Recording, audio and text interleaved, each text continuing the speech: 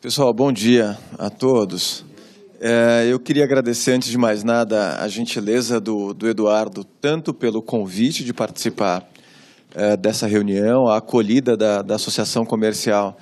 Eu me sinto muito honrado e orgulhoso de poder estar na Associação Comercial, que tem uma história de mais de 100 anos, defendendo não só o Estado de São Paulo, mas todo o país. Além disso, essa felicidade da parceria e convênio que a Abrarec firma hoje com a CACB. Então, hoje, para mim, é um dia muito especial. Eu achei até que eu tinha desistido da apresentação, mas ela apareceu aqui. Eu tinha feito uma apresentação ontem, mas depois de ouvir a Suor e conversar com alguns colegas, eu até fiz algumas mudanças mentais no que eu gostaria de falar com vocês. E queria usar não só para colocar um pouco de conhecimento, um pouco de experiência, mas também trocar algumas ideias sobre o que eu vivo no dia a dia.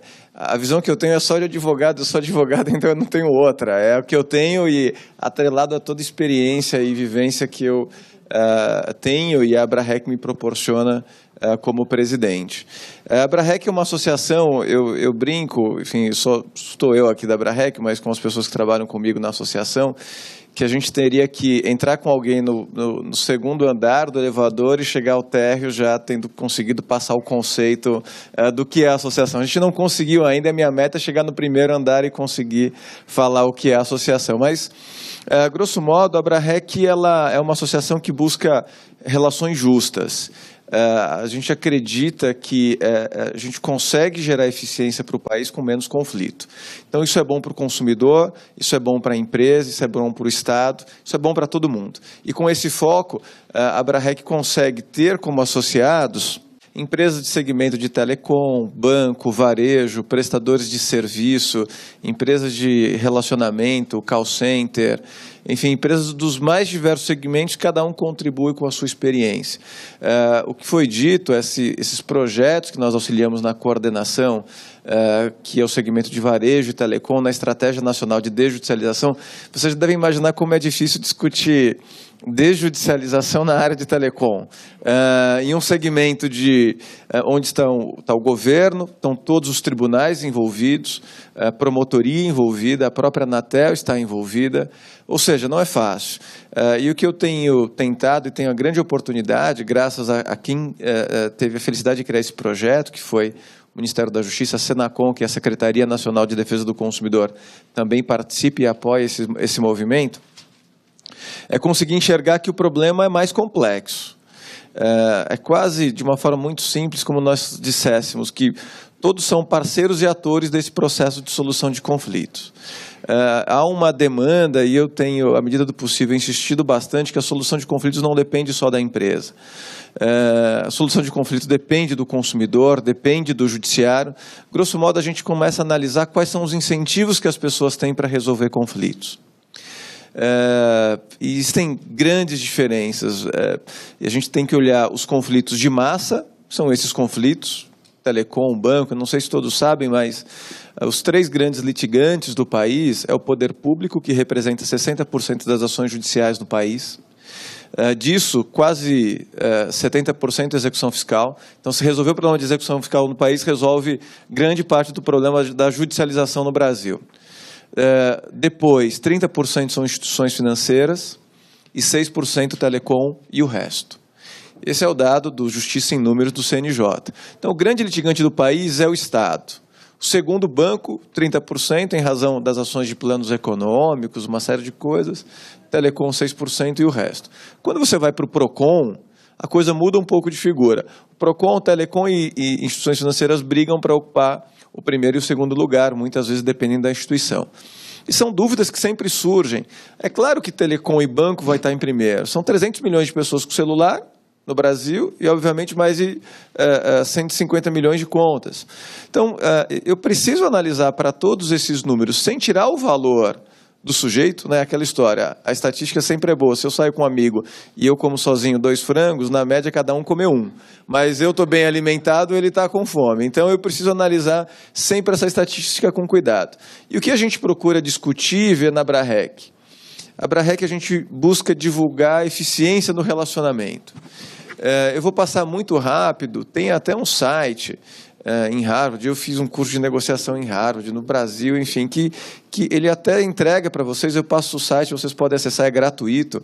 Se vocês colocam algumas informações financeiras, quanto você gasta com o cliente, quanto você gasta de publicidade, quanto aquele cliente gasta por mês, ele te dá a conta de quanto aquele cliente te gera de lucro num período, que eles chamam de lifetime value, ou seja, quanto aquele cliente te dá de resultado. Isso ajuda você a analisar o ganho financeiro que você tem, muitas vezes, resolvendo o problema, porque a grande dificuldade de tudo isso é você fazer o custo ou o valor do intangível. Quanto vale um cliente satisfeito?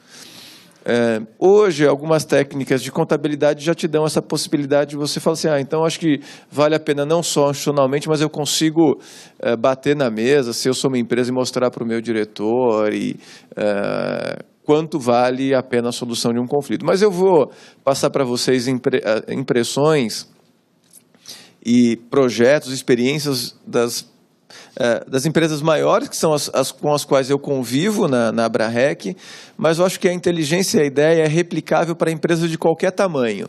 Obviamente com envergadura diferente, investimento diferente, mas o que importa nessa rápida intervenção é falar um pouco das ideias do que é feito e o que a gente consegue replicar dentro disso tudo. Grosso modo, quando a gente fala em relacionamento, eu trabalho muito com mediação, mas não sou mediador. Eu acho que mediadores, ouvidores, que são pessoas com as quais eu convivo diariamente, são pessoas maravilhosas e têm uma sensibilidade de lidar com um conflito que, infelizmente, eu não tenho. Eu gostaria de ter, eu brinco com os meus amigos mediadores, eu tenho inveja de você, eu queria ter essa capacidade. E aquela história, eu tenho um filho pequeno, eu não contrataria uma pessoa para cuidar do meu filho que não gosta de criança. Assim como ninguém contrataria alguém para cozinhar que não gosta de cozinhar, você não vai contratar para trabalhar com relacionamento quem não gosta de gente. Então, acho que o primeiro ponto, e algo que eu tenho vivido e convivido bastante nesse segmento, é a dificuldade de você achar essas pessoas, você minerar essas pessoas. E quando você vai para conflitos de massa, uma coisa é você resolver problemas empresariais pequenos. Outra coisa é como que eu resolvo isso em grande escala. Como que Telecom resolve isso? Como o banco resolve isso? Como o varejo resolve isso? Olhando para o lado das empresas, agora eu tenho que olhar para o lado do consumidor também. Como que as empresas que trabalham para esses clientes e consumidores vão conseguir mediar o conflito com essas empresas, sabendo o que as empresas pensam, como elas se organizam, como elas planejam, qual é o orçamento que elas têm para mediar e negociar, porque não adianta nada eu ter um baita sistema lindo de mediação e não tenho dinheiro. Algumas empresas têm dificuldade em mediar por questão orçamentária. Não porque não tem dinheiro, mas porque não fez um planejamento. Empresa que recebe uma ação judicial ou recebe uma reclamação do consumidor, mas ela só provisiona o dinheiro depois que tem uma decisão judicial, ela não consegue antecipar esse valor para fazer acordo.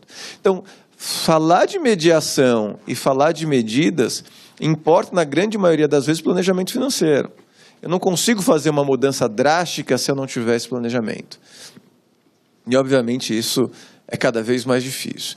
O que eu digo de uma forma simples e geral as empresas têm que ouvir o cliente. Se a empresa não ouvir, alguém vai ouvi-lo. E esse alguém pode ser o judiciário, pode ser o PROCON, pode ser um sujeito, advogado ou não advogado, que tem no conflito uma verdadeira fonte de renda. O conflito, e ninguém tem dúvida disso, se tornou um grande negócio.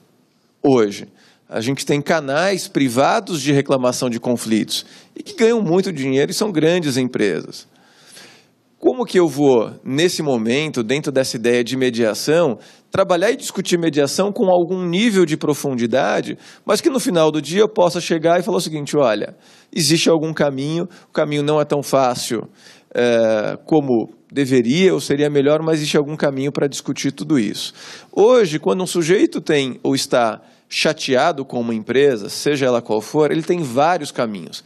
A tecnologia proporcionou, se alguém ficar chateado, tem até um aplicativo, que eu não passei antes para vocês, mas que vocês poderiam ficar dando voto naquilo que eu estou falando. A apresentação do Vitor é um lixo. Apita aqui no meu celular e eu vou me controlando e vou tentando melhorar à medida do possível. Assim como você tem de fornecedores também. Você está insatisfeito com uma loja, você vai no seu aplicativo, no celular, e você já consegue colocar para o mundo aquela reclamação contra aquele fornecedor. Hoje você tem sites de tribunais que aceitam isso, site do Ministério Público que aceita. Eu estou cansado e trabalhando com empresas. Hoje uma reclamação individual vira um processo em qualquer lugar. Tribunal, Ministério Público, eles podem ir para o PROCON. Existe um canal que eu não sei se todos conhecem, que é o consumidor.gov, que é uma plataforma do governo federal gratuita tanto para as empresas quanto para o consumidor, com alto índice de solução. Tem alguns segmentos que resolvem cerca de 90% dos conflitos por essa plataforma, num período que varia de 1 a 10 dias no máximo, como solução de conflito. O SINDEC, que é o Sistema Nacional de Informação e Defesa do Consumidor, portais privados de reclamação, redes sociais e imprensa. Então, hoje, com todos esses canais, todos os consumidores e todas as empresas e os concorrentes conseguem saber quem está insatisfeito com quem a qualquer momento. O Brasil, se a gente for falar de tribunais de justiça, é o país que mais tem dados abertos de reclamação e processo. Eu brinco, no meu condomínio, eu coloquei o nome das pessoas que moram comigo no site do TJ, para ver quem tinha processo. Assim, ó, eu descobri que o vizinho de cima tinha. Eu até brinquei com os meus vizinhos, falei assim, olha, será que eu cometi algum ato de invasão de privacidade? E essa dúvida, mas ele é público para qual finalidade? Mas o fato é que hoje qualquer consumidor que quer saber de qualquer empresa, e a ideia, e tem sido criado esse incentivo, que é, antes de você decidir com quem você vai contratar, dá uma olhada. A gente tem os sites dos tribunais, mas eu tenho os sites dos PROCONs, eu tenho o site do Consumidor Gov, eu tenho o SINDEC, eu tenho redes sociais. Então, os consumidores têm sido incentivados, olha, escolha o seu contratante não só pelo serviço, mas também como que ele lida com o conflito, caso esse conflito exista. Ele resolve em quantos dias? Se vocês entrarem no site consumidor.gov.br e compararem, deixa eu ver quantos dias a Claro resolve, a Oi resolve, a TIM resolve, a Vivo resolve, a GVT resolve.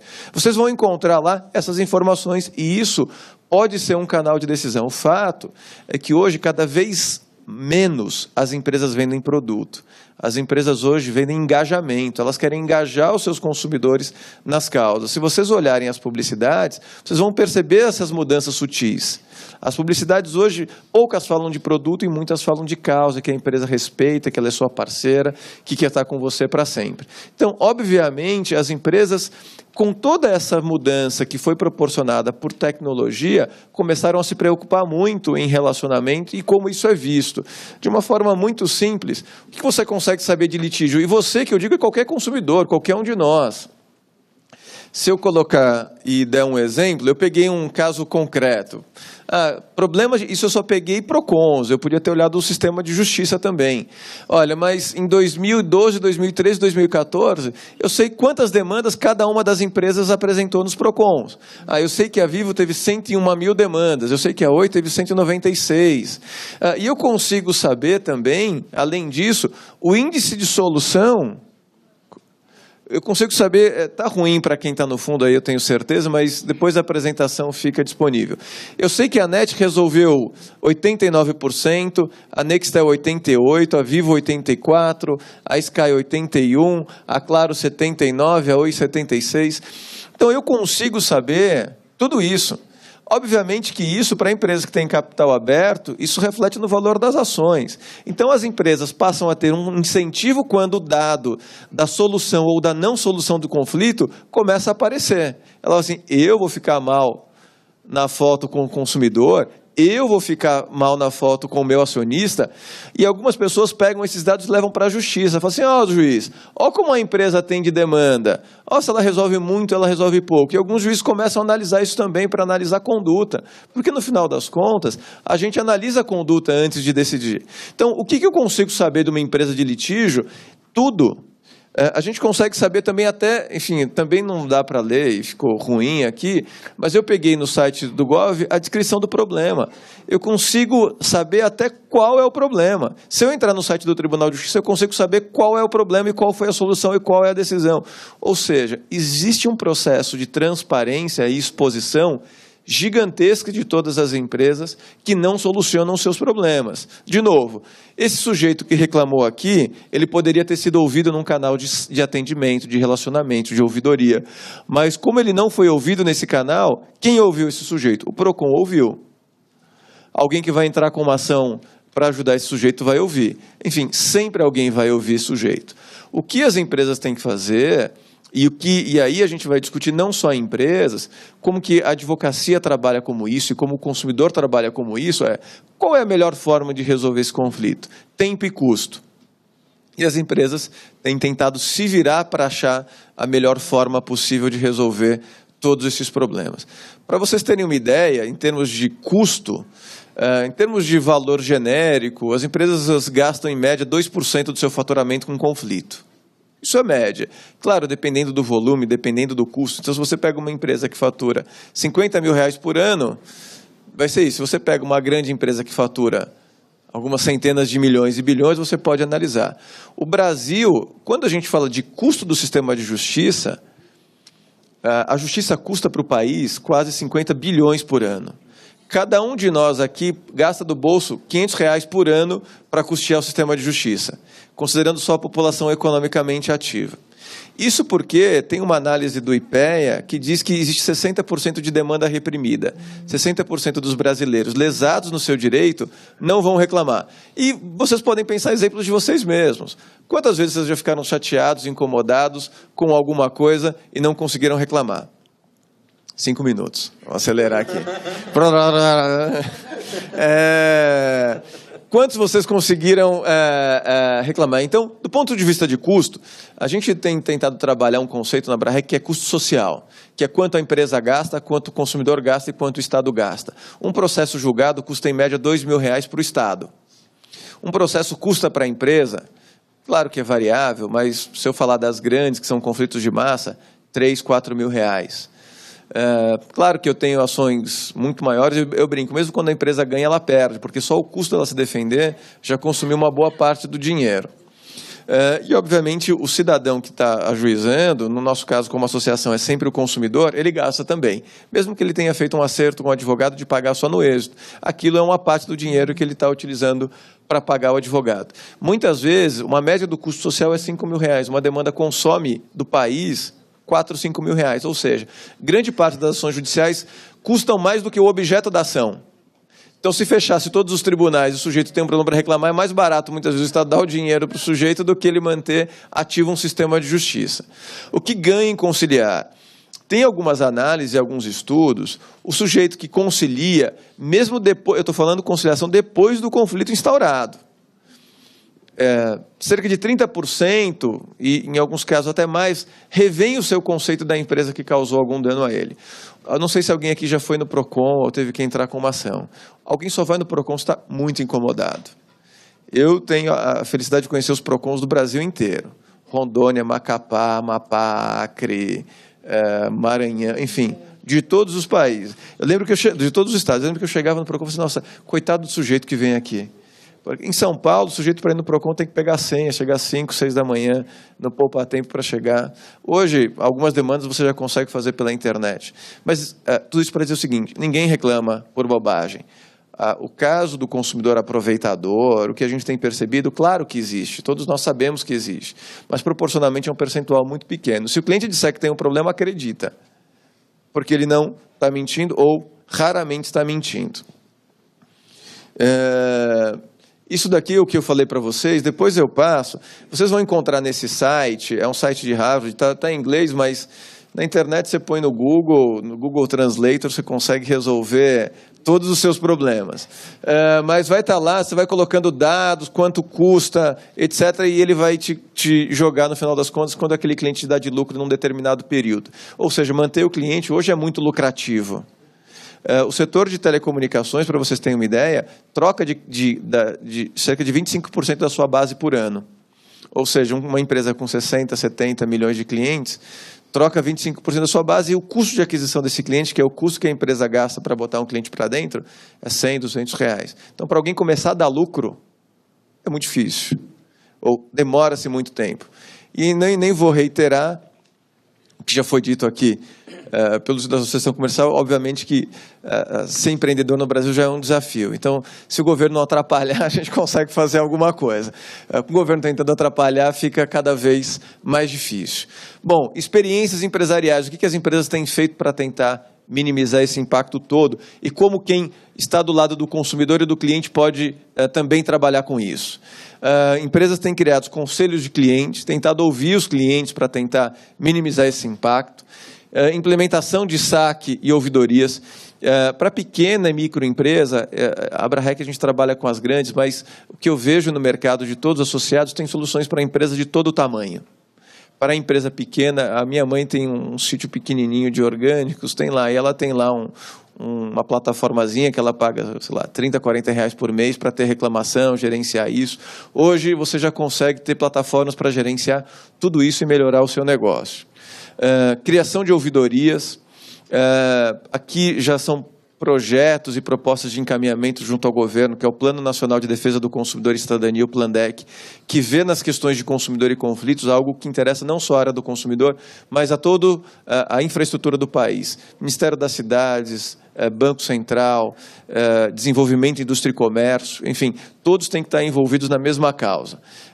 O Enajude, que foi dito, que é uma iniciativa com a Secretaria de Reforma do Judiciário e Senacom, e um projeto que a Abrahac também fez um convênio com o tribunal, que é a empresa amiga da Justiça. Eu até brinquei com o presidente do tribunal, falando assim, não é amiga, é inimiga. Assim, então, quem não, é potencial amiga. Então, ou amiga em potencial.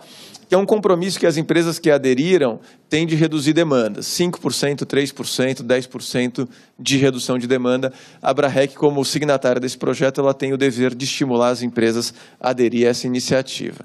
Bom, para finalizar, a experiência que a gente tem de solução de conflitos acredita no consumidor, ele sempre tem alguma coisa a dizer.